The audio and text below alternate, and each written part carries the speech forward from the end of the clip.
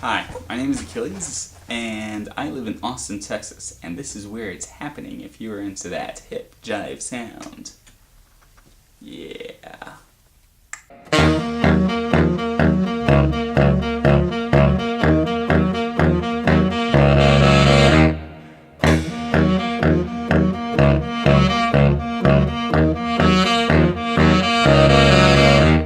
Vinyl versus the world. LPs seem to be getting a major comeback, particularly when it comes to music snobs. Now look, I mean no disrespect when I call you a music snob. And to be fair, most music snobs are proud of their snobbery. In the interest of being honest and honest journalism, which, this really can't be considered that, we should be realistic about this topic. Most people really don't take sound quality all that seriously. People still download large quantities of music and compress them, sometimes download them illegally, which are already compressed, in order to fit them onto their MP3 files or their hard drives. Vinyl records are still making a comeback, however.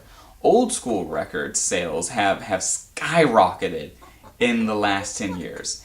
And I thought it might be kind of interesting to kind of explore this, just to think about why that might be. I mean, why would old school tech be on its way back in? That's kind of the opposite of how it works. It's not like you're going to go and see anyone from the Apple cult go and hunt down old Macintoshes, which, by the way, I do have one, so if you are from the Apple cult, send me a link below, or type something and tell me, hey, I want to buy it, because I'm not really a part of the Apple cult. Apple cult people are kind of scary. Anyways, and I really doubt Nintendo plans on re-releasing any more of the giant 6-bit cartridges.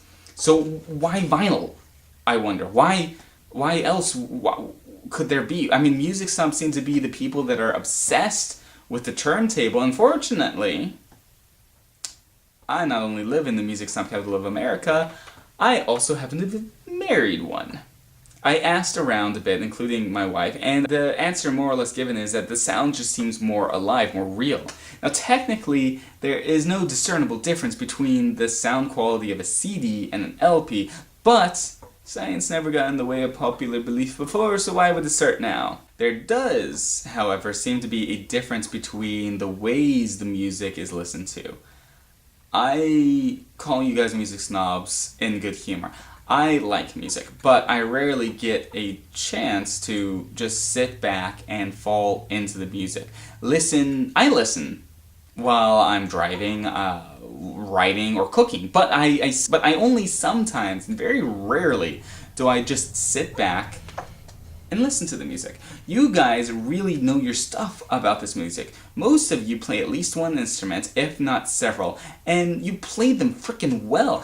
And to be honest, just sitting and listening to music with you guys, just for the fun of it, makes it more fun. It's almost like you guys kind of radiate your love for this music. And that's just you, and so I do take this, take the music snobbery as a lighthearted jest. And I've noticed for the dedicated music snob that vinyl brings an extra level to the experience. Watching the black disc turn, lowering and lifting the arm, flipping the record every time you reach the end of a side brings another level to the richness you are already experiencing. For the rest of us, however, it's just kind of an inconvenience, a hassle. But for you, it's part of the fun, which is cool. Maybe it isn't just LPs that's on the rise. Maybe there are simply more people that are music snobs, that are realizing how much you can really get out of your music. iTunes and torrents have made it so much easier for people to experience new music, to get into music. And indie bands have no doubt had so much more success than they would have if there was no social media to sort of promote themselves. There is simply no way around it. New technology has made it easier for people to dive into their tunes. Wouldn't it be ironic if these new technologies have turned people on to old technology. Now that so many people are able to find these tunes that speak to them, they look to the turntable to bring the experience more alive.